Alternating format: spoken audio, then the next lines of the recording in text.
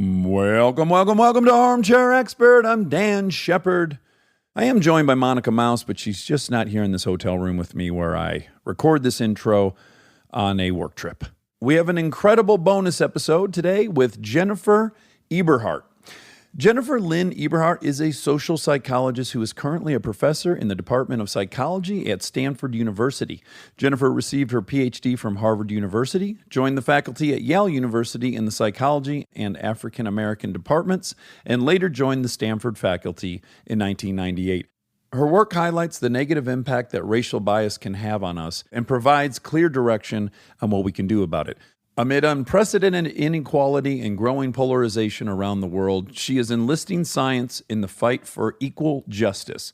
Please check out her new TED Talk, How Racial Bias Works and How to Disrupt It. Please enjoy Jennifer Eberhardt. He's an armchair expert.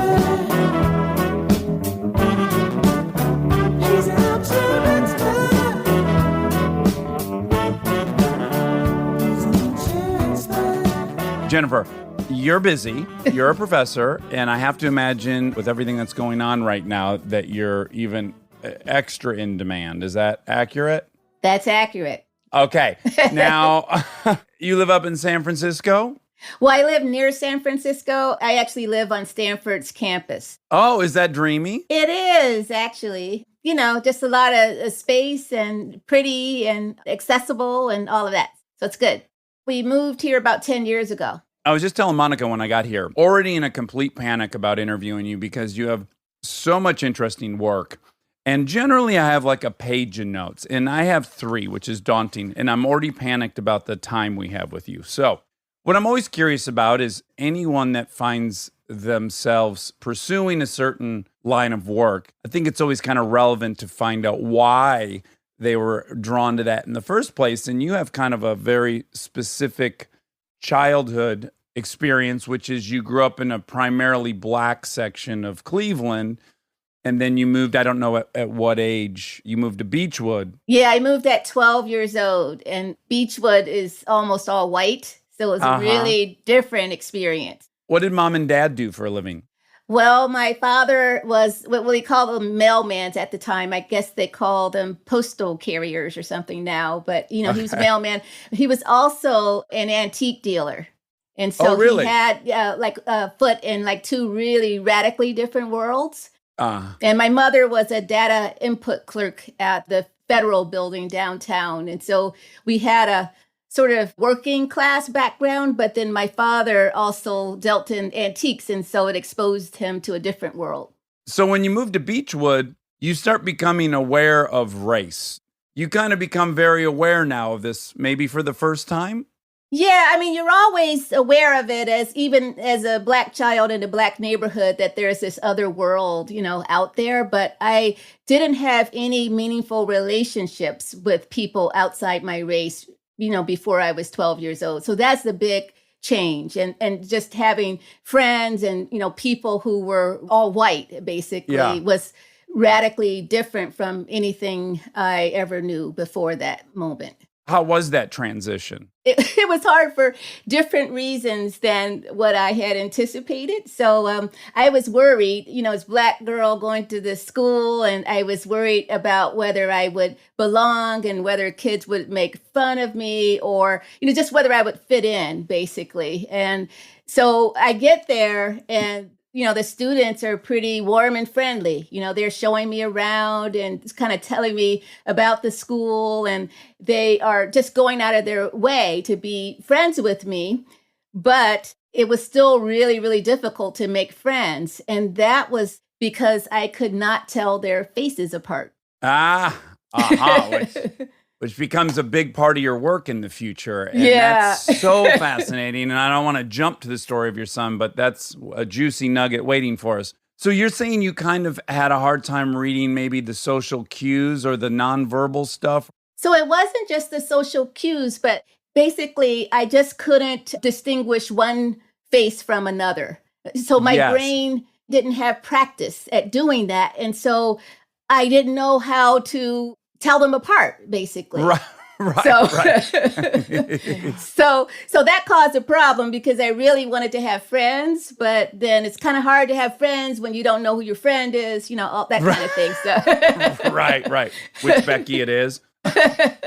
so my brain actually did learn a way to distinguish among the faces eventually, and I was able to have friends there, but I was very panicked for a good while on like whether I would be able to do this, and I didn't know what was wrong with me, and I thought like something had happened to me where I couldn't like perform this really basic function, and so it was kind of scary. But it turns out this is actually an example of this. They call it the other race effect in the sciences. And so it's just this phenomenon where you're much better at recognizing faces of your own race than faces of other races. And a lot of that has to do with simple exposure. Yeah. And I think everyone's had the experience or thinking some group is harder to distinguish than other groups. And I think maybe in general, because we're trapped in our own perspective, I don't think it's occurred to many white people that Asian people think all white people look the same. Black people think all white people. Yeah, it's like, it goes both directions. It does. And then you started noticing some more troubling things as well, right? You started noticing the frequency with which your father got pulled over, say, by the police was different than the frequency of your friend's white parents.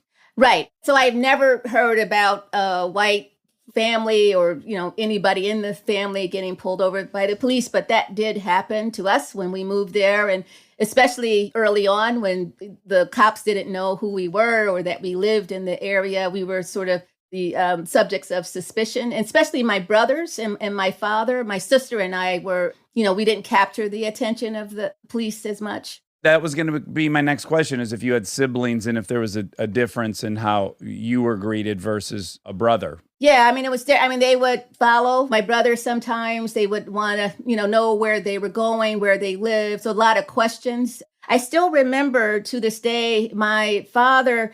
So we had come from an area, Cleveland, where, you didn't leave the door open and all that. So when we got to this new neighborhood, there was something going on with the door where you close it and then the wind would blow it open.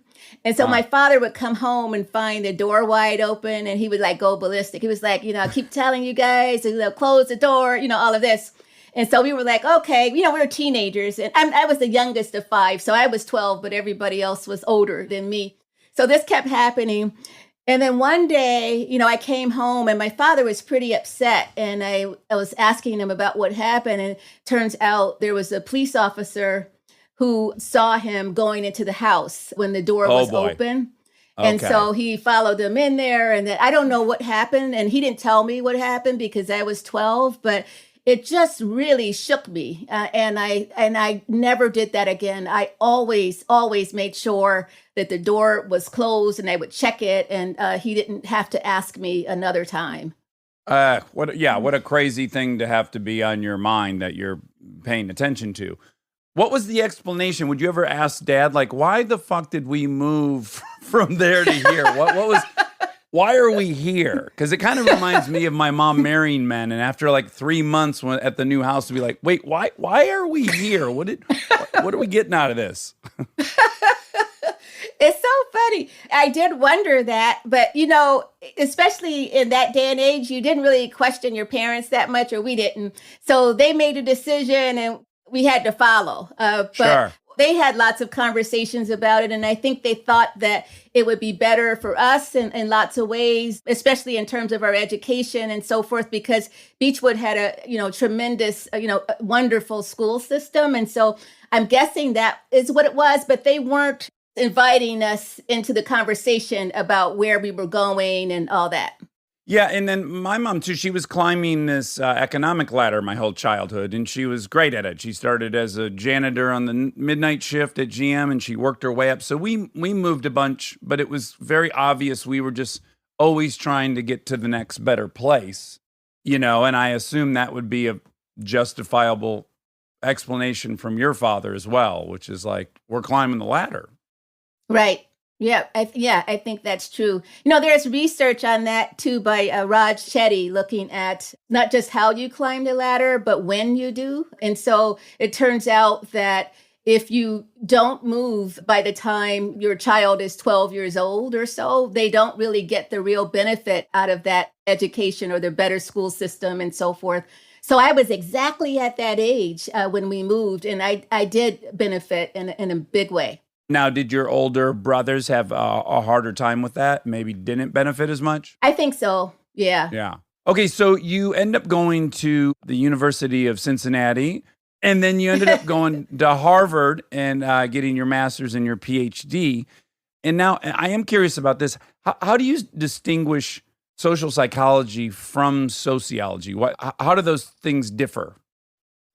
Well, it's just the unit of analysis that differs, but a lot of the topics are similar. So sociologists and social psychologists say are interested in social inequality or racial inequality in particular, but we go about it in different ways. Like sociologists are more likely to look at institutions and, and systems and focus their attention there. Social psychologists straddle between the two. So we're looking at social institutions and so forth, but we're looking at how that affects the human mind. So the individual. Yeah. So how does the social world have an impact on the behavior of the individual? So you bump into, I guess, Ralph Richard Banks at Harvard, or you somehow come into contact with him, and you had been in elementary school with him? Yeah. I assume back in the first childhood home. Yep. Okay, so you guys bump into each other at Harvard, and are you both like, look at us, we're both here? Was there some kind of kinship in that shared experience of going from A to Z? Yeah, huge kinship there, because it's kind of cool to run into somebody who knew you when you were a little kid, right? And so It was so funny though, because Rick remembered me immediately, and he said I hadn't changed very much. But I did not remember him. I mean, I remembered who he was, but I couldn't recognize him. At the time, when we were little kids, we grew up during the Black Power movement, and everybody had afros, and I had like an afro puff that I would wear to school, and he had this big blowout. And so when I met him again, all that hair was gone. And so that's why I didn't recognize him right away. Well, unfortunately, I do know that he's bald because of the story with your son that is again forthcoming. But yeah. So you guys meet there, and then do you fall in love there? You end up getting married, which I think is very romantic and wonderful. I gotta imagine you're also fish out of water in a pretty big way, right? That experience is a unique one, I'd imagine, and there must have been some comfort in having a similar experience there. Yeah, for sure. Yeah. Harvard was a great experience in terms of the exposure to all these people and to, it was an amazing place. But I often felt like it wasn't a super welcoming, place for me. It was hard for me to get my footing there. I always felt like I just didn't have the same background as other people and didn't always have the same experiences that they had and so forth. So I was a little bit of a fish out of water to some extent. Yeah. Did you try the fake it till you make it approach, or did you own all those insecurities? Were you able to communicate those? Yeah, I owned them, and it kind of set me on a path where I was constantly looking for a home on campus. And so I would take classes in African American studies, and I would take classes in the Graduate School of Education. And I was always trying to figure out where I was going to stand, or, where I was going to sit within the discipline. And so that was hard. Yeah. Your postdoctoral research starts at the University of Massachusetts. Is that accurate? That's accurate. Yep. Okay. You'll find that a lot of stuff on the internet is inaccurate, and I constantly have egg on my face because I'm like, you're not married to an Olympic skier? Okay. That's interesting. How'd that get in there? But your first bit of research is on the topic of stereotyping and intergroup relationship. And you specifically, you start exploring this term stereotype threat. So as a postdoc, I did that. Yeah. But that was with Claude Steele. And that was here at Stanford, actually. Oh, it was. And he wrote Whistling Vivaldi, right? He did, and I Yes, know you I like love that that book. book. It's an I incredible do. book. He's a great person too. He's still in the psychology department here at Stanford, so we're colleagues. Yeah, we Yeah. want to have him on too at some point. We'd Oh, love you to. should. He'd be great. Yeah, call him up. Get him in the room. Let's see. Yeah, I mean, his work, it just, took the field in a whole new direction in terms of our understanding of what it's like to be a target of bias. Up until Claude, sort of one of the main ways that people looked at targets of stereotyping was to kind of look at how they're damaged by those stereotypes. So it was like the looking glass self kind of thing where you feel about yourself the way society feels about you. So if you're in a group that's stigmatized, you actually hold those same views of yourself. And so I think Claude was one of the first social psychologists to think about how people contend with that threat. And it's not like they just contend with it by just buying into it and saying, oh, yeah, I guess I am what other people think I am. I am this sort of negative thing. Instead, he was, thinking about like, how do people deal with that and still preserve the self, right? And so one way that they do that is by disinvesting from areas that they are negatively stereotyped in. And so that's one strategy. But there are other strategies. There are other strategies that the whole Whistling Vivaldi book, the title of the book comes from, someone trying to fend off the stereotypes that people have of him as a Black man walking down the street. And so it's about, sort of trying to sort of figure out how you're not going to be a target of suspicion and how you're, so how to protect yourself. And you can use that tune and you could use your voice basically to protect yourself. So Monica, just say, because this is one of Monica's favorite books, so just quickly tell everyone what his strategy was. Yeah, so he was a graduate student, I think at University of Chicago maybe, and was it Chicago? Ohio State. Ohio State, thank you. But he is married to an Olympian, right? Yeah, and then he's walking down the street in college clothes, hoodies and regular college clothes, and noticing people are taking a different route or moving across the street to walk and not walk by him purposefully. So then he started whistling Vivaldi, and people stopped walking across the street because they were taking in, oh, this is someone educated. This is someone who, not even educated, but like knows culture, immersed in white culture. Right. So he's less of a threat. Now, I have to imagine it would be fascinating for you to be studying this topic and how people internalize stereotypes. Then it must cause, when you go home at night and lay in bed, to start doing an inventory of your own experience and how maybe you've internalized those stereotypes. So I'm wondering, A, did you recognize that? And B, what were the specific things you're like, oh my God, I've limited myself because I've bought into this?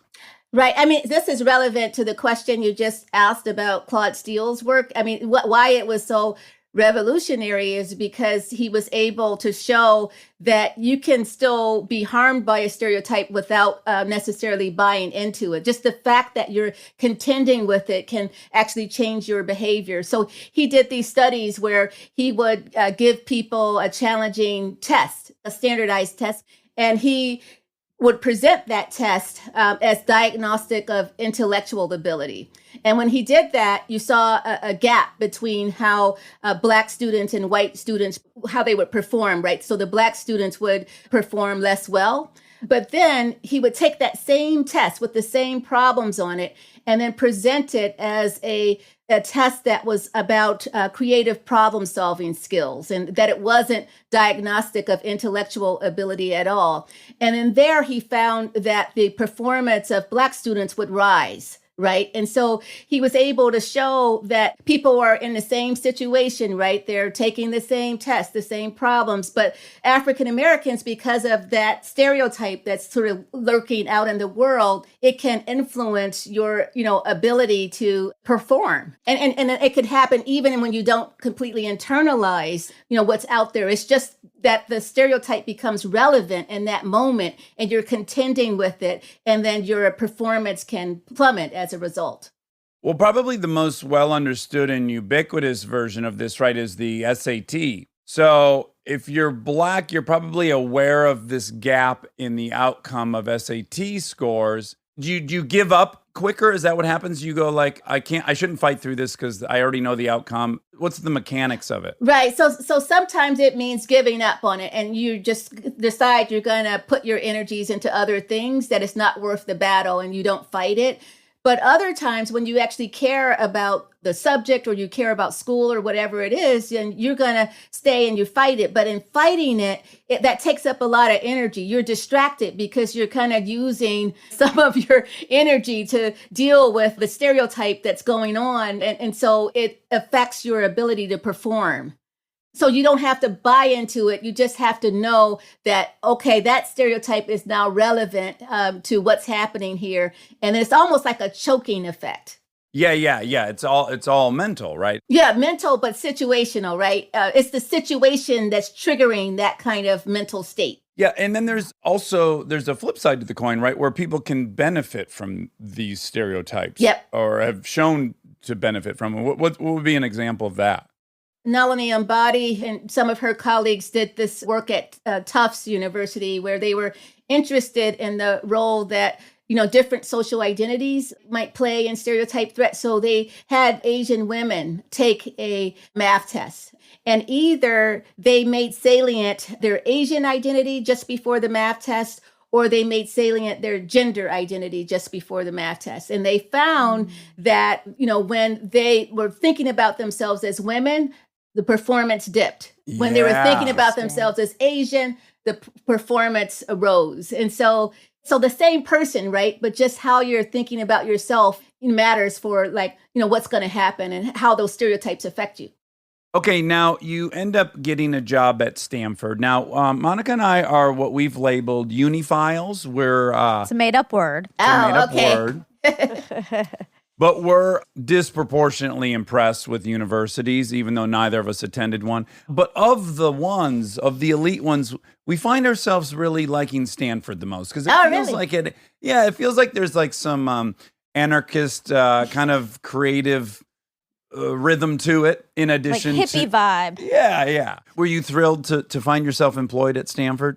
Yes, and just there is like an East Coast, West Coast kind of thing going on, where when I was at Harvard, everything was steeped in tradition, right? And so you did certain things in certain ways because that's the way we've always done them, kind of thing. And then everything was like steeped in history and all of that.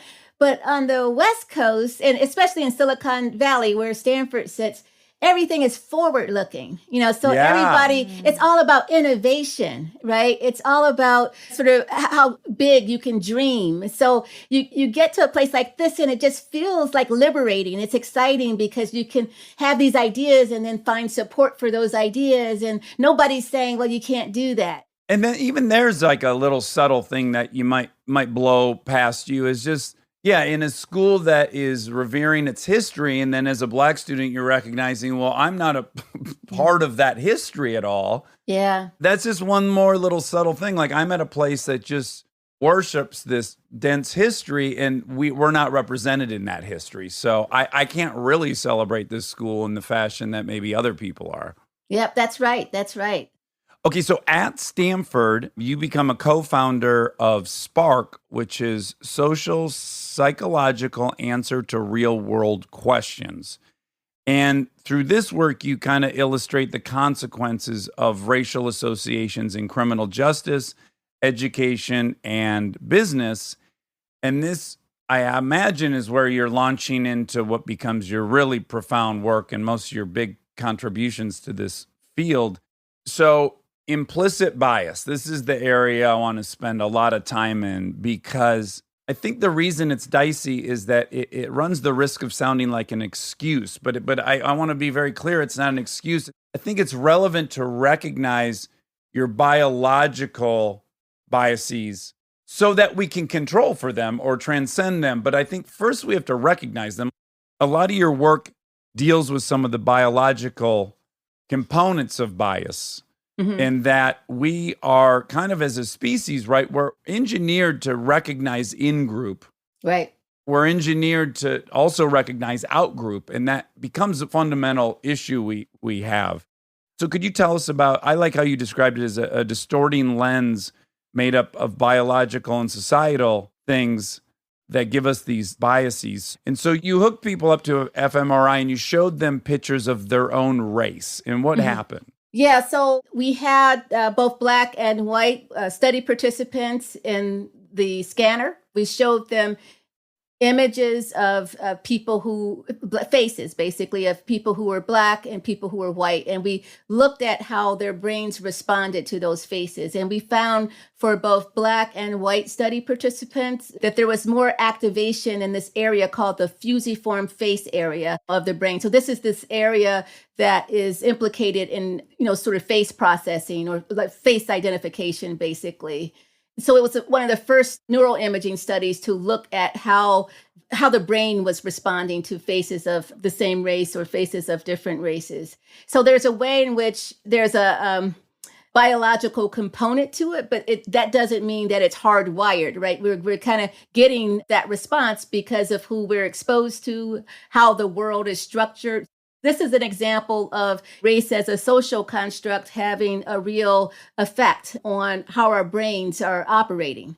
Yeah, because no one's doing any processing. They're not thinking through anything, right? They're seeing an image and you're seeing activity. So we know that there's no one's steering that. It's kind of happening. Right. So was there more activity when it matched your race? That's right. Yes, for both Black and Right. white. Yeah, we think it generalizes, but we only looked at Black and white participants here. And we found outside the scanner, that activation in the brain correlated with their ability to remember those faces later.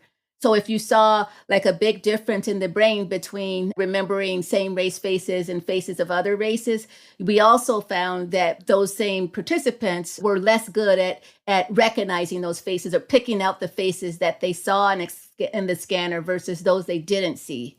So it's related that, this neurological thing that we found in the brain is actually related to a real behavior outside the scanner. And also, I just want to throw into this conversation that one of the very predominant theories on why Homo sapiens sapien as a primate became so intelligent is the fact that we live in these, multi-member groups. It takes a lot of computing power to recognize faces and to be able to memorize everyone's face and who's alpha and who's gamma, all this stuff. We commit a lot of energy and a lot of computing power to that because we're so social.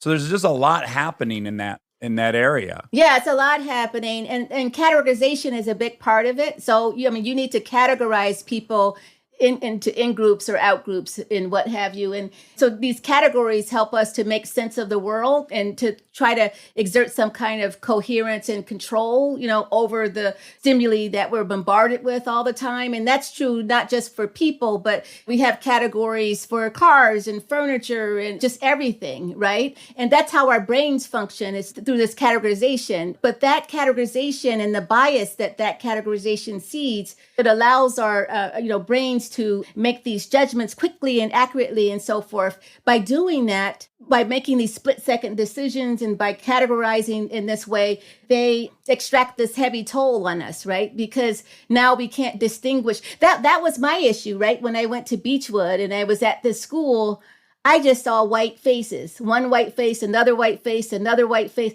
I just had that broad category. Yeah, it wasn't individual. It was you were seeing the group as a whole every time you looked at an individual. Yeah, that's right. And it just took me some time to figure out how do I see them, right?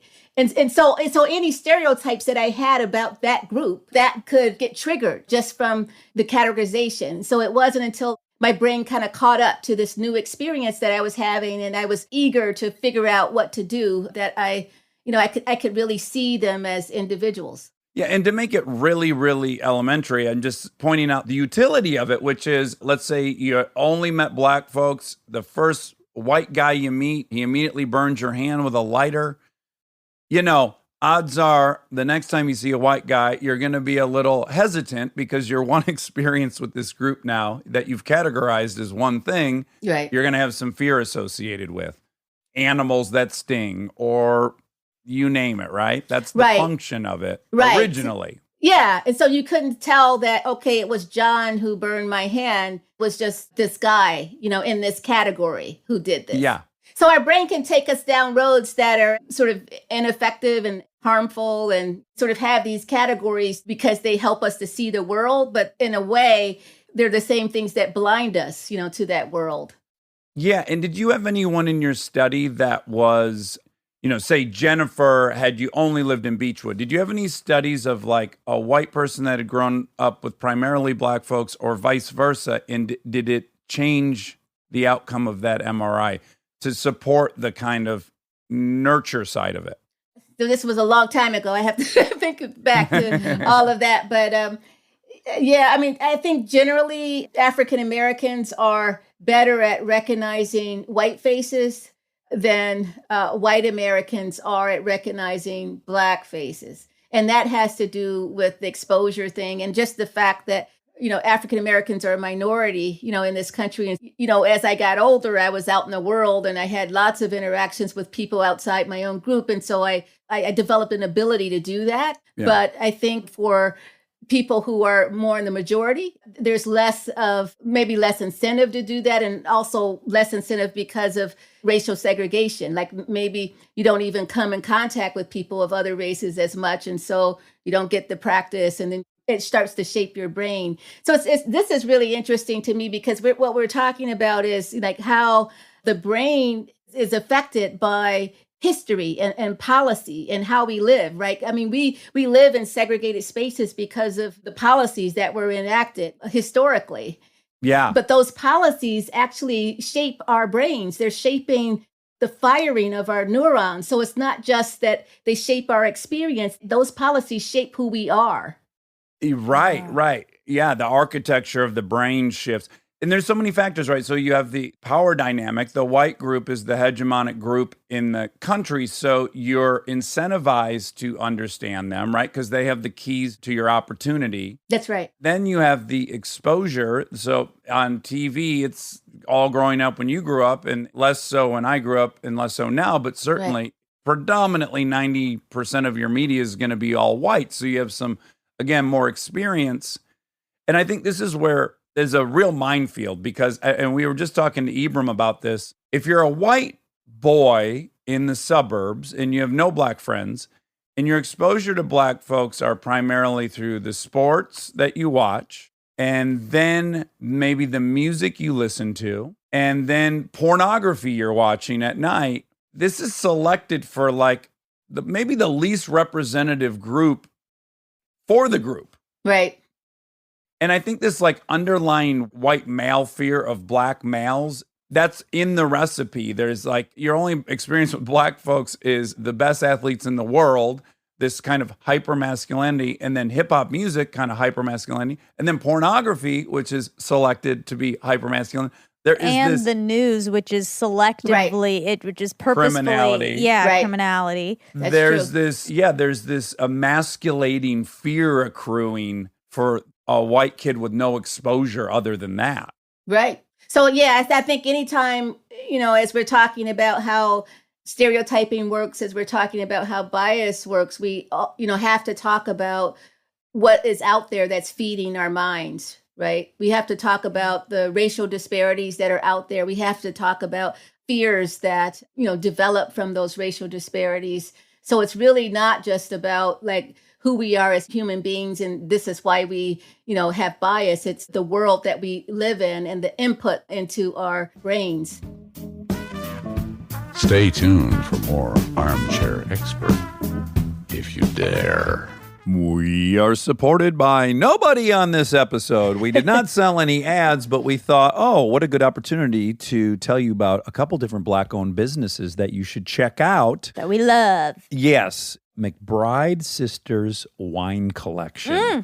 You know how much I like drinking wine. I do it in the morning, in the afternoon. You wish. I don't, but there's a lot of wine consumed in my house by you and the gals. That's correct. And I'm looking at their wine. They got Black Girl Magic Riesling. They have a very interesting story, too, because after their father passed away in 1999, an aunt helped unite half-sisters Robin and Andrea McBride, who had grown up 7,000 miles apart, and the pair quickly bonded over their similarities, including a passion for wine. In 2010, they started the McBride Sisters Wine Collection, which is now the largest African-American-owned wine company in the United States. So, if you like getting boozed up, Which I do. Try some McBride Sisters wine. Try that Black Girl Magic Riesling. Sounds wonderful. Yum. And then what are you going to tell me about? I'm going to tell you about this company I love called Rayo and Honey. I found it years ago because someone posted on Instagram these like gorgeous pennants that have phrases on them, like affirmations. Okay. And they're so awesome. They also make totes and all this stuff, but I want to get a few for my new house. And it's really hard to decide because they're all so cool. Yeah. This is from the owner. Yeah. Rayo and Honey, inspired by the many written affirmations my mother had up throughout my childhood home and drawing on literature, affirming quotes, and Black pop culture references. I construct pennants in Brooklyn, New York by hand cutting, pressing, and sewing 100% cotton canvas and hand-laid laser-cut felt letters, creating a soulful piece with a timeless aesthetic. They're awesome. Yeah. They're really awesome. Check them out.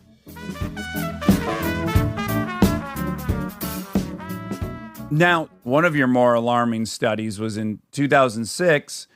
You examined a database in Philadelphia, and the likelihood of being sentenced to death is related to the defendant looking stereotypically Black. So you list thick lips, dark skin, dark hair, broad noses, when the victim was either Black or white.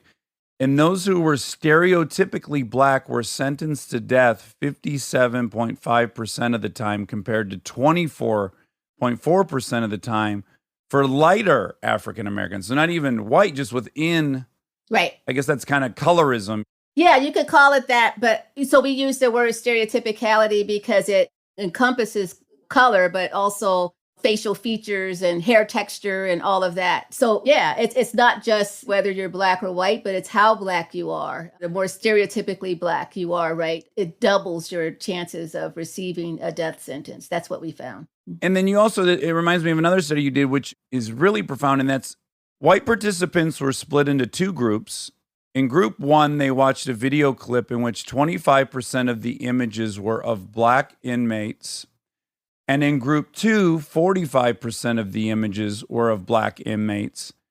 And they were then informed of strict criminal laws abiding in the state of California, followed by a petition formed to amend the laws and make them less harsh.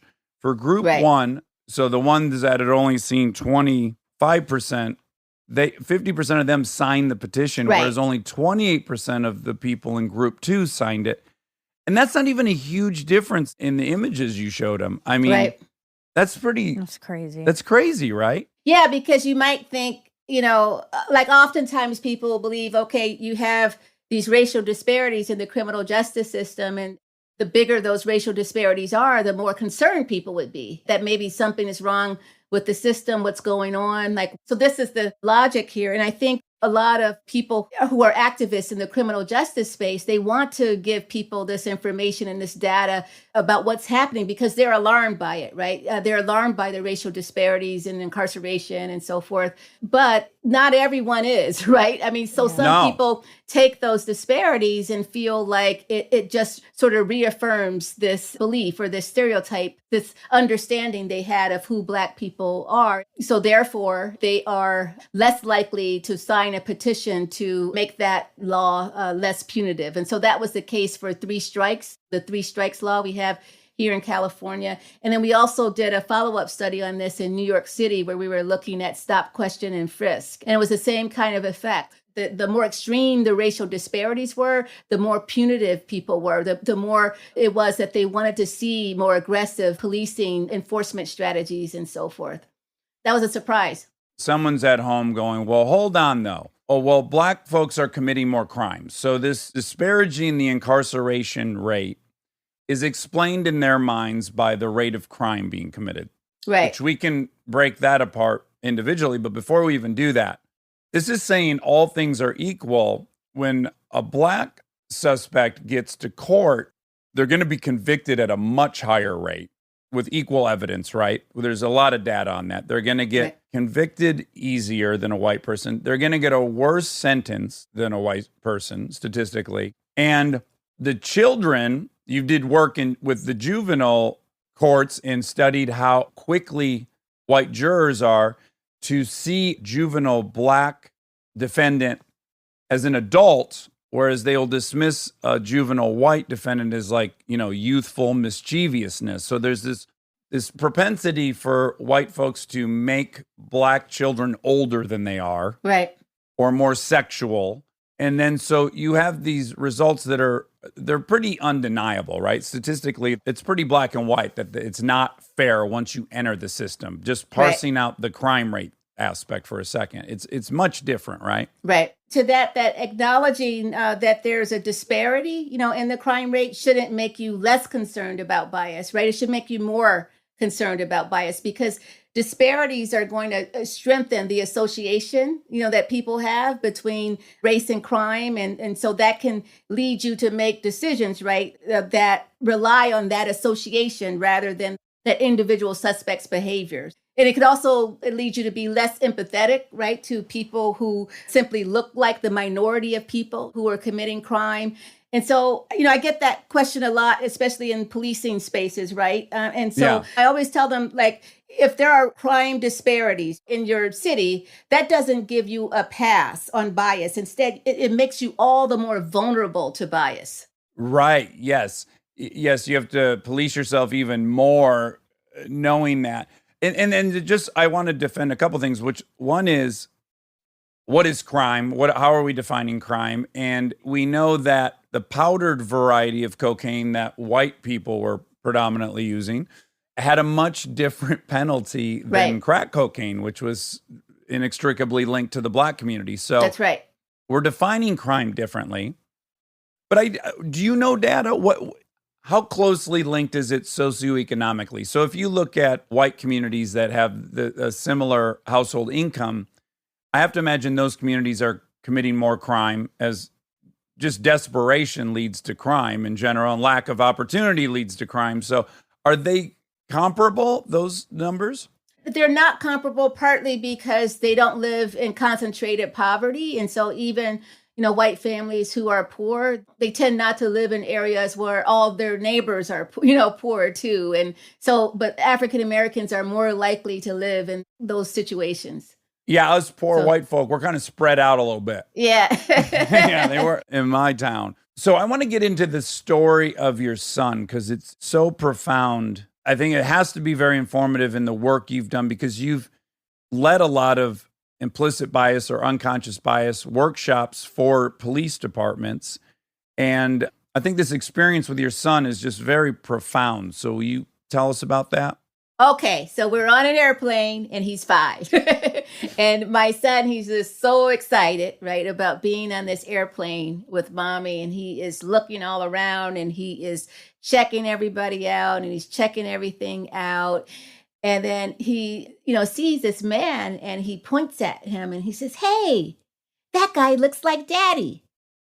And so I look at the guy and he doesn't look anything at all like my husband, like nothing at all, right? So then I start looking around on the plane and I notice that this guy was the only black man on the plane. And I thought, all right, I'm going to have a little talk with my son about how not all black people look alike. There's a couple hilarious points in that, which is your husband is bald and this guy had really long dreadlocks, right? Right. Much different height, different weight. Everything. Yeah, everything was. So I decided I was going to give it a shot because, kids see the world in a different way from adults. And so I thought, well, maybe he's seen something, right? There's some resemblance there that I can't get. And so I looked at his height and his weight and his skin color and his facial features. And I looked at his hair and, he did. He had long dreadlocks flowing down his back, and my husband shaves his head. And I'm like, all right. So I turned to my son and I'm like, okay, you're going to get the talk. So I'm already giving him the talk about how not all black people look alike, right? And so before I could say anything, my son, he looks up at me and he says, "I hope he doesn't rob the plane." No. And I said, "What?" I said, "What did you say?" He says, "Well, I hope that man doesn't rob the plane." Oh, and boy. I said, "Why would you say that? Daddy wouldn't rob a plane." And he says, yeah, I know. And I said, "Well, why would you say that?" And he looked at me with this really sad face. And he said, "I don't know why I said that. Oh. I don't know why I was thinking that. Mm. You know, I- we're living this such severe racial stratification that even a 5-year-old can tell us what's supposed to happen next. And wow. that's, yeah, I mean, what would you say your leading causality for that is television?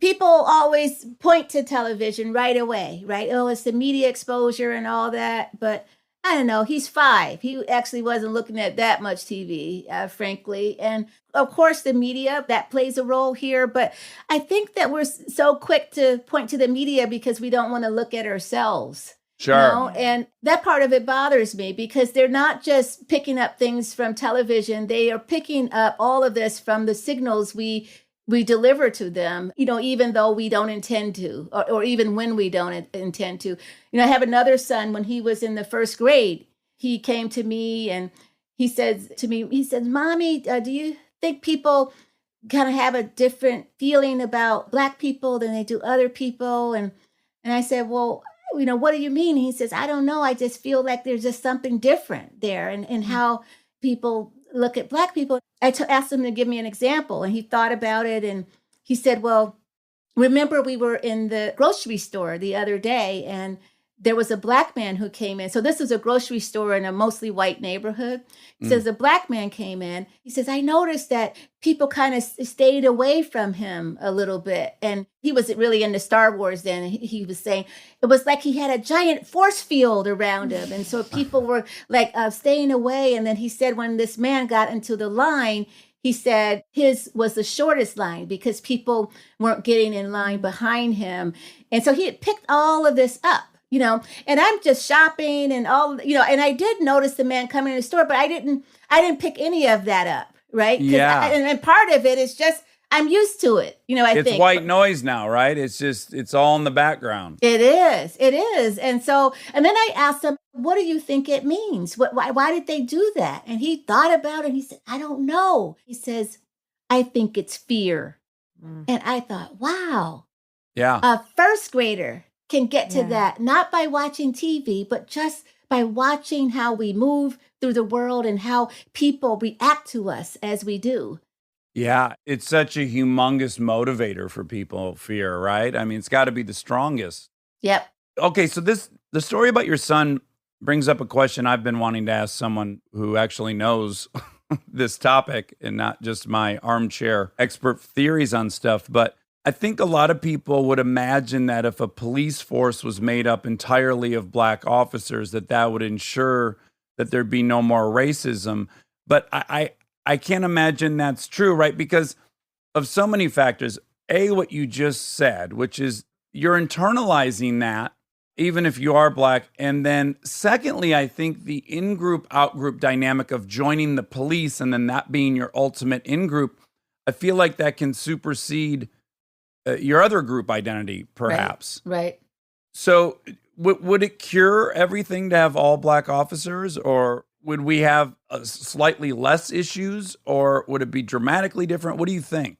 That's hard to answer because there hasn't been a whole lot of research on it. People often will say, you know, when there are problems, when there's a lot of conflict between community members of color and the police, that you need to hire more Black officers. But there's not a lot of data on it to actually track it, to see if that's effective, to see if that is causally, you know, related to fewer officer-involved shootings and fewer stops and fewer, you know, all of this, fewer racial disparities. And so we don't really know. The other thing about that is there's a way in which police departments have their own culture. You know, they have their own policies and practices and so forth. And so I think you have to get at the root of that, not just sort of changing who the people are, because people can come in to the police department, not really even have a lot of bias. But then they develop that bias from the work that they do and the kinds of interactions they have and so forth. I'll never forget, I met a man once who was from Germany, and he came to the US and just got a job at a police department.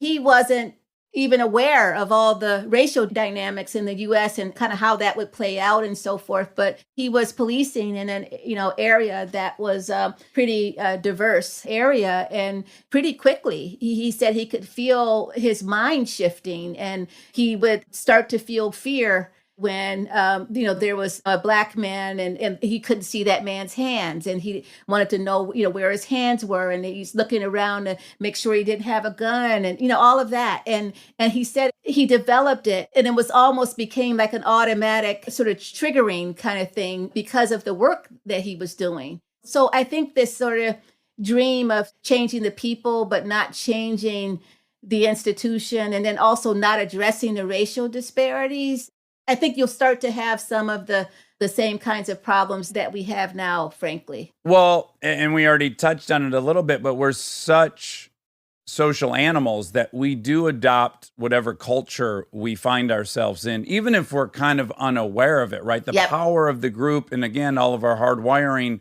makes us want to stay in line with that group. And so, yeah, the culture could override the individual pretty quickly, I would imagine. Right. The culture, the social norms of that culture, right? If you're in a world where you don't have strong egalitarian values, even if you hold those values yourself as an individual, you start to shift, you start to move in line with what's going on around you. We're social beings. So situational conditions can either trigger bias or it can muffle it.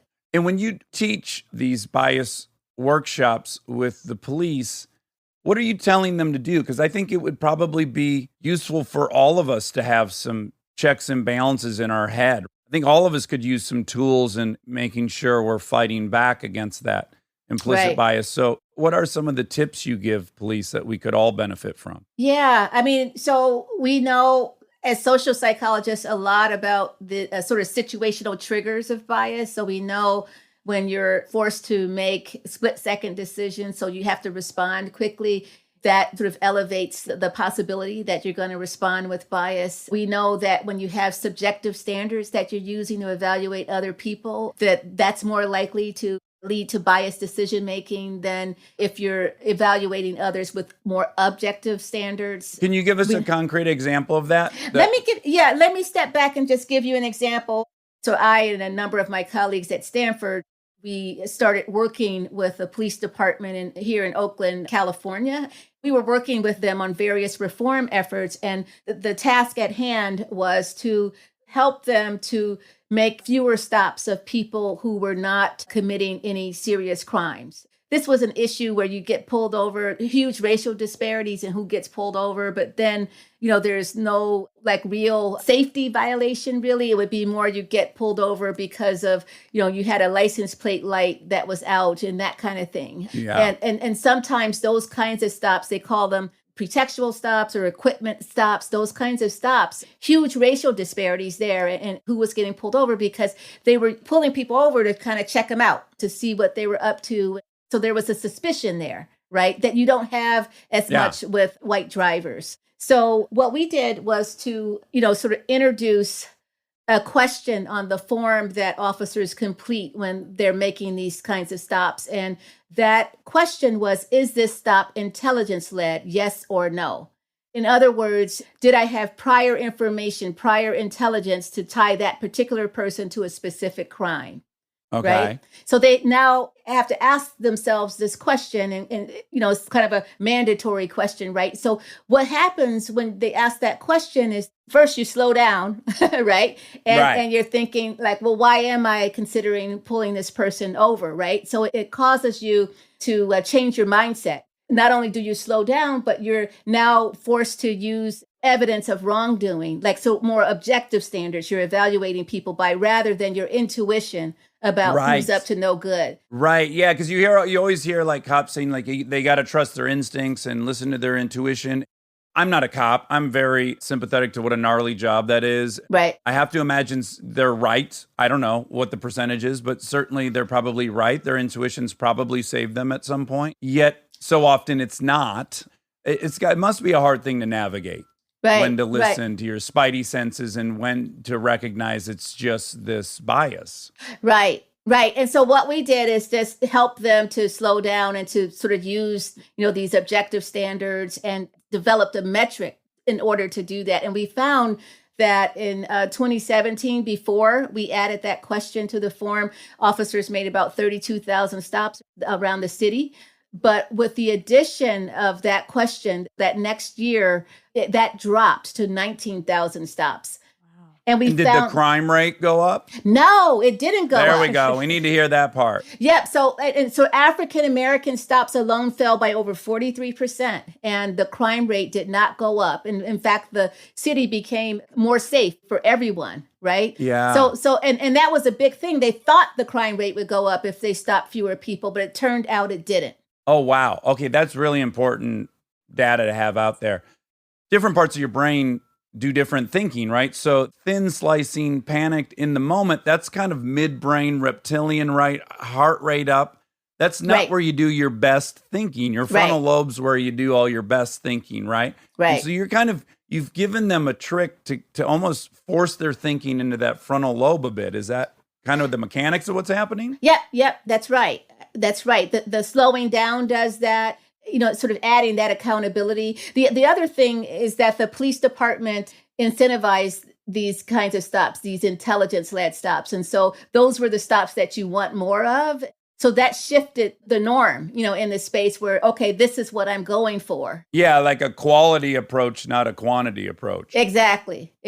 So that's what happened. They also weren't solving any more crime by pulling all these people over. So that's what they realized, this intuition, but it wasn't leading to anything. It was not bearing fruit for them.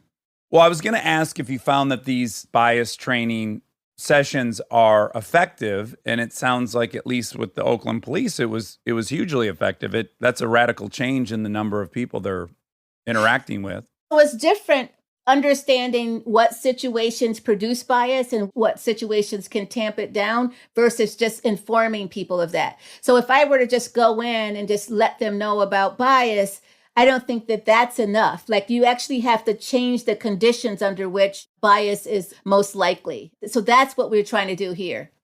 Yeah, and you have to give someone a toolkit, right? An action to take, because you can't just think your way into thinking differently. It doesn't really work that right. Exactly. Something practical that you can do to help.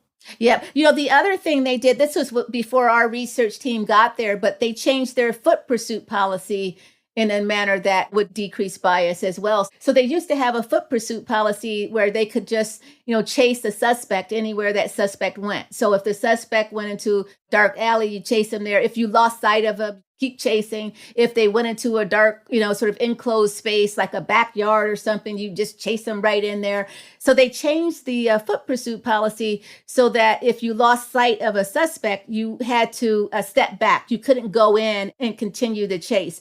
You would step back and set up a perimeter, and then that would give you time to think about what you're doing. It would give you time to think about what resources you had to address the problem. Yeah, and you're probably reducing adrenaline and cortisol and all these things. Yeah. Exactly. So they found that before they changed the foot pursuit policy, I think they had 8 or 9 officer-involved shootings a year. But with the change in policy, they had fewer than that in over 5 years, right? Wow. So it's huge difference. And not just a difference for the community member safety, but even the officer's safety. So officers' injuries went down by over 75% by that simple change in policy. Wow. Yeah, we saw them do that in LA with the police pursuits. They rightly recognize, like, they're endangering so many people. Just let them go to wherever they're going. You got a helicopter. Yeah, disengage from the adrenaline spiked version of the interaction. And when you do that, you're less likely to act unbiased, right? Because you're not fearful, you're not threatened, you're not where you have to make the split-second decision. All of that's removed, and so you're less likely to act unbiased. I think one of the things this topic suffers from is the crime rate has dropped, right? It has dropped for 30 years precipitously, and there's a lot of different people trying to explain why that's happened. Right. And there's probably no true consensus, and it's probably a multitude of factors. Right. You had the Freakonomics guys attributing it to Roe v. Wade, right? You have all these different explanations for it. But one thing I'm sympathetic to is so often they know that, I don't know, let's arbitrarily, 50% of the crime in any given city is happening on these 5 blocks. They're like, well, half the crime is just happening in these 5 blocks. So we should police these 5 blocks a lot. And the conventional wisdom is, so the more often you stop people, the more you can interact, the more you might find a gun, you can take that off the street. There's a little chicken and the egg thing going on, and I don't know who goes first, and I don't know, maybe we can do them all simultaneously, but clearly we know the cause of crime, or one of the big contributing factors, right, is this loss of opportunity, the education level, the health rate, all these things are contributing factors. And we most certainly have to be addressing those and cleaning those up. But I can see where those areas with high crime have to be policed. The people that are not committing crimes must be protected, all these things. So what are your thoughts on that kind of pickle? Yeah, that's a great question. And I think one of the reasons that Intel-led intervention, if you will, worked is because they actually, had other better crime fighting tools to work with. And it wasn't simply policing by area. Because that has its own problems, right? Even in high crime areas, the majority of people are not, they're committing crime. And so, above 90% are not committing crime. Yeah, the vast majority. And so then why would you have it be space-based? Because then you're harming all of these other people who just happen to live in that space. And so what you want to do is focus on people who are actively engaged in violent crime. And so that's what Oakland has done through their ceasefire program. So they focus on people who are actively engaged in crime, but they do it in a way where you're, not simply removing and arresting them, but you're actually trying to work with them. You're trying to, reach out to them and sort of take them away from gang activity is normally what's before driving they're in handcuffs. Yeah. So you give them an out. And then when you do that, other people in that gang and, people around them know they're the subject of focus, right, by the police. And so they let that person go in a way. And so then it frees them up to have the opportunity to make other decisions. And so they bring people who can help with various needs that the person might have. Maybe it's an issue of not feeling they're able to find employment, especially when the unemployment rate was pretty high. And so it's double for Black young males as it is for white males. Right. Yeah. Right. So then they would help them with that, or they would help, so they would give them the support that they needed to actually get out of that whole the cycle of violence. Yeah. Yep. And I guess it's a hard thing in general in our country. We have a hard time adopting prevention policies, right? Yeah. Because they're kind of theoretical. They're not proven yet. And you're asking people to make kind of a leap of faith. And I think so many of our problems, race being among many, that we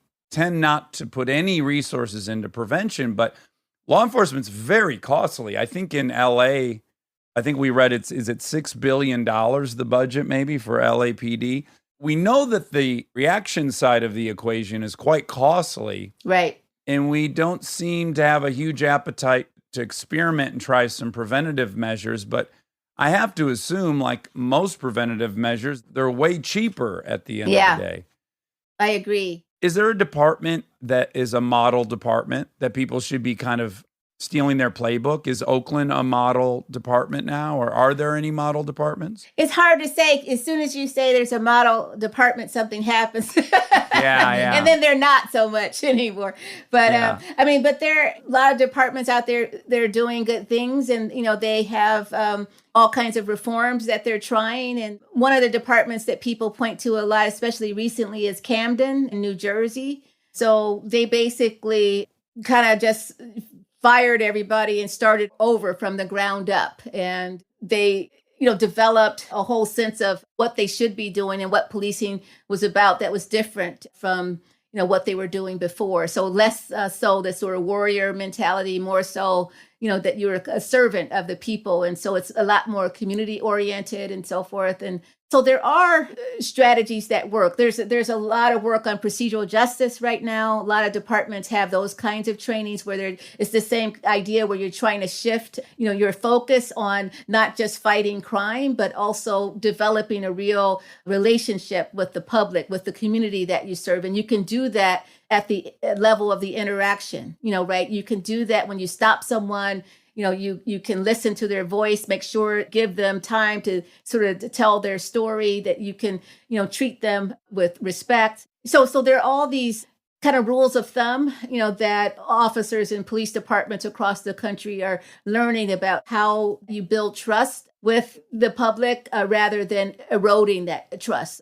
Because you've interfaced so much with police departments in your work, I have to imagine you have a sense of that culture more than the rest of us.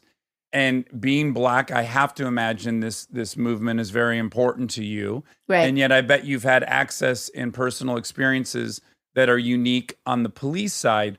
So what can you tell us about having witnessed both perspectives? I would imagine both sides of the equation could use some help. Yes, for sure. There are not enough reforms that involve bringing, police and community together. Oftentimes, even the trainings that I mentioned, like the procedural justice training, there's implicit bias training. There are all kinds of trainings, out there that police departments are trying in an effort to reform.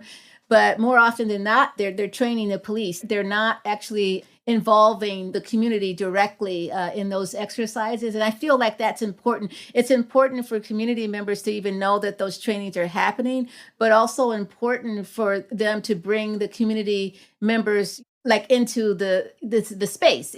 Maybe they have ideas about, what they should be doing. Maybe they have ideas about what kind of policing actually, feels just to us and so forth. So as police departments are creating, practices and policies and so forth to actually know what that feels like to be the target of that practice or that policy is important information to have. And police departments don't always have it because there's no like real mechanisms for that. So I think that's an issue for sure.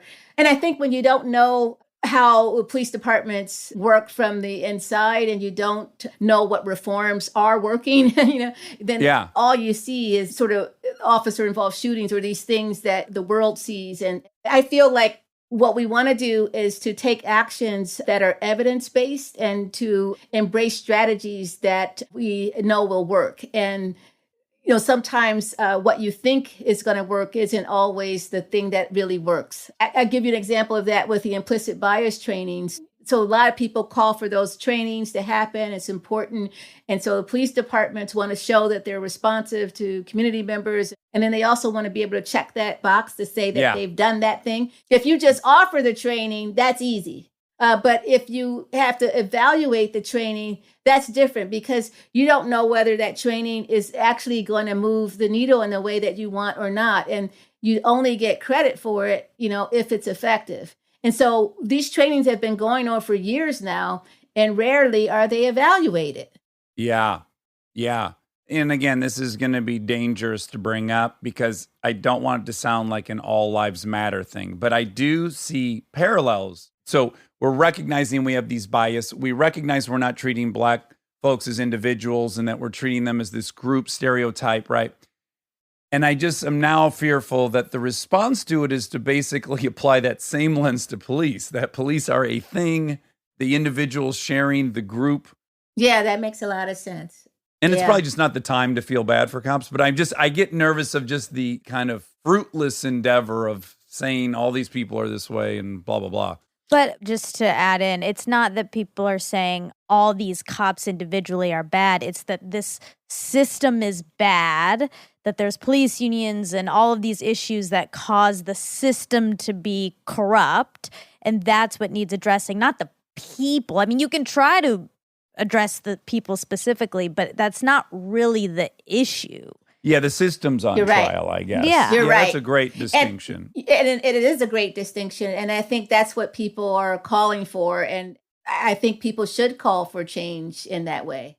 Yeah. But I would like, that approach to be evidence-based. I guess that's my main point, is that you can call for change, but you can't just assume that a particular change is going to work because it's intuitive. You need to actually measure that. You need to actually, sort of figure out ways to really understand what's going to move the needle. And that's not happening enough. Okay, the last thing I want to ask you. First of all, I love you. I'm so grateful for your time. It's so fun talking to you. We hear sometimes about this, and I think it's really profound when you can hear someone who's personally done it. But so you mentioned your 5-year-old son. Is it Everett? Is that his name? Yes. You've certainly had to give him the speech, right? As a parent of a young Black male, you must have given him the speech. And what is the speech? How does it go? And, just imagine that you'd have to give your child this speech. It's interesting because I was interviewing him for my book as I was writing the book and just talking to him about his experience and so forth. And he started to tell me about, he'd gone to this outdoor concert, at one point with a friend of his who was South Asian, and I think that friend's cousin. And so, it's kind of close to home, about 30 minutes, 20 minutes away, something like that. And so they decided after the concert, they were going to get an Uber back. So they got in the Uber, and my son, was sitting in the front seat with this Uber driver who was driving recklessly. So he was driving really fast. And my son said it was just, it was like really scary. He wasn't, observing, any rules of the road, right? And he was on the highway and he was just speeding. And then my son was saying he was really worried, but he wasn't worried as much about the speed as he was about what would happen if a police officer stopped him. And I thought, wow, you felt more safe going, at that speed than you would, and he said, yes. So that's when we had the talk. And I said, well, what do you think would have happened? He kept saying, I didn't want to get detained. And I said, what does that mean? He said, well, he didn't want to end up in handcuffs. And so he just thought the whole thing could have gotten out of hand. And then also he's the only Black guy in the car. So he was just had this whole thing running in his mind about what am I going to do? What am I going to do? He wanted the guy to slow down so he did not have to confront that police officer or be exposed to anything that officer, had to give. So that's the point we had to talk. If I were the parent of a young Black male, I would feel so conflicted because part of me that's fearful for their safety would be telling them, man, when that cop comes, you put your hands on the wheel. I'd be walking him through the playbook of basically how to surrender. And at the same time going, well, this isn't fair at all. I can't believe I have to pass this on, yet I'm fearful. And it just must be very complicated because I guess I have daughters, so I think a lot about female-male roles, and I'm conflicted with this be aware, be safe. Also, it's not your job to worry about if you're dressed that you're inviting rape. So it's very complex, and I don't want to instill a sense of victimhood, yet I want to instill a sense of awareness and safety. And so I have to imagine it's just compounded that many times over for you and the things you must wrestle with. What advice to give? Yeah, you're right. It's hard. I mean, as a Black mother, it's really hard to say to your 16-year-old, I mean, this is, your child, that these are the things you have to do to stay safe. And it's because you're African American. I mean, it's not just the general rules that everybody follows and everybody's treated the same way. And you do feel conflicted in the sense that in having a talk, you're adding to the injury in some way, but at the same time, I want my child to live. I want him to come home safe. And so Black women across the country have that talk because of that. That takes precedent. It's one of those things that you can't avoid, especially for me, knowing all that I know, the work that I do and so forth. I know that cops are looking at your hands, and if they can't see your hands, they get really nervous, right? They want to see your hands, and I know that they get nervous when you start moving. I guess a component of your parenting would have to be letting him know when it's time to stand up and fight as hard as you can, and then what situation you don't have that luxury, you don't have that privilege. So there's going to be times where I want you engaged and to fight it, and then there's times I want you to acquiesce, which is a hard thing to have to tell your young son, I'm sure. Yeah. The day before I graduated from Harvard, I got arrested. Really? Yeah. Grand Theft Auto? No. What was it? You know what I did? My expired registration. It was expired like about 6 weeks overdue, and I didn't have the sticker on there saying I had. Well, good. I'm glad they got you off the streets. I can't imagine if I had to drive next to an unregistered motorist. I would be terrified. But it was that situation where I felt like I didn't want to acquiesce. I mean, just Yeah. the way he spoke to us. I mean, it was so disrespectful. I had never been disrespected like that before in my life. And I'm like, you know what? I was really tired. My friend and I were driving together and we were both tired. We've been like up all night. We had a little catering business going on when we were in graduate school. And so we were like up, like making food and all this. And the next day we had to go and serve it. So we were coming back. This was in the afternoon from this catering gig. And we had been up the whole night. And this guy comes and he's like, hassling us and talking to us like we were nothing. Well, you get the double whammy. You get the black and the female. So the misogyny, too, is probably in the stew. So there's that. But I thought my gender was going to protect me. Because you weren't threatening? Yeah, I thought, you can't see me here, but I'm 5'3". Then I weighed 105 pounds. I didn't see myself as a threat. And it didn't occur to me that they would see me as a threat. And I thought I could sit there and, protest. Yeah. And that's what I did. Well, I hear the audio. I'm embarrassed I've forgotten her name, but it's a chapter of the Malcolm Gladwell book. Sandra Bland. Sandra Bland. Yeah. I listened to that audio and I'm like, this is heartbreaking because this is what I'd want my daughter to say to that officer. Yeah. Like, you do not have the right to do this. You're completely out of line. I don't accept this. And so that's what I think would be so heartbreaking is to have to teach my kid to just take it on the chin. Yeah. And pick another day to battle. Yeah. And I just wasn't having it that day. I'm like, okay. I said, no. I said, I'm not getting out of the car. I'm sitting right here. So he called for backup. And I'm telling you, another cruiser came, and then another one, then another one, then another one. So we were surrounded, my friend and I, by 5 cruisers. For a registration. Yeah. Well, Monica, what if, just imagine how dangerous she is out there without that current registration. Yeah. That was the thing about it, is that I decided I was going to protest, but then the consequence of that was being surrounded, by all these cruisers, and I didn't know what was going to happen.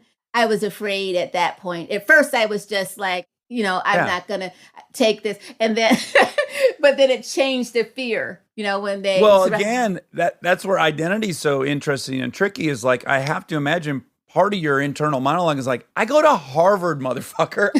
You cannot treat, like, we sell you this idea that you could transcend this sentence by achieving something, but you can't. On the side of the road, it doesn't matter. No, it didn't matter. It didn't matter. Ugh. And we were in a neighborhood that was predominantly Blacks. I think that was part of it. It was like, it was a lot to it. They surrounded us, and then we didn't get out of the car. And so, one of the officers said, well, just pull him out of there, right? So they pulled me out first, and this guy, he picks me up and he body slams me on the roof of the car, not the hood, but the roof. I mean, he picked me up and I, I just lost my breath. I was gasping for air and sliding down the car. Start recalculating what the options are? Because I got to say, I've been in situations where I was actually antagonistic because the guy didn't radar the right person, right? So I'm indignant. Yeah. And I'm working with this framework of what's possible, right? Well, he can't do this, and I'm allowed to say this. And I have to imagine when that gets shattered of like, oh no, this thing's going in a direction that who knows where it ends. Yeah, that's what I was afraid. As soon as I saw the cars, I'm like, okay, this cannot end well. I was afraid to get out because I didn't know what was going to happen to me. So it was just, it was very frightening. And that's worldview shifting, right? So it's like you've accepted how things work for so long. This is part of the trauma of being molested, is like you took for granted adults are benevolent and kind and helpful. And then you go, oh, fuck, no, I live in a world where people prey on people. that Yeah. permanently alters everything going forward. And I have to imagine once you realize, like, oh no, those rules don't apply to me. And at any point, I could get severely taken advantage of or mistreated. And I have to now proceed through life knowing that that's an option for me. It was exactly like that. Wow. Yeah, everything changed that day. People were out there on the street witnessing this, right? Because after a while, like a crowd gathered. It was like a big spectacle. And they did this in front of all those people. I mean, all of them were African Americans. Yeah. And they did it as though there was nobody there watching them. Yeah. Yeah. And somebody even called out to us, called out to me when I was on the roof and I was sliding down the car and they called out, are you okay? Are you okay? And I couldn't even answer. And someone said, why can't we all get along? This was Post Rodney King. it was post Rodney King. So I remember all of that. And then I tried to, so I have the handcuffs on. And I remember my friend was telling me, don't resist. And I'm like, I wasn't resisting at all. Like I was just like, my body was like limp, basically. The supervisor showed up on the scene and I asked him if he saw this guy body slamming on the car. And he looked at me and he said, I didn't see a thing. Yeah. And I thought, wow. Yeah. Well, that's how we're treating a cute 5 foot, 110 pound Harvard student. So you can only imagine you add in all the other bias levels. Oh, Yeah. well, Jennifer, what a pleasure to talk to you. When we finally become students at Stanford, maybe we'll take your classes. Well, Jennifer, thank you so much for your time and your perspective and your work. It's so great to have that data to bring into the argument. It's essential. So thanks for spending your life studying this. Oh, thank you. And it's just thanks for having me. It's been a pleasure. Tell Rick I say hi. Okay. Meet him in the future. All right. All right. Okay. Bye-bye. Bye-bye.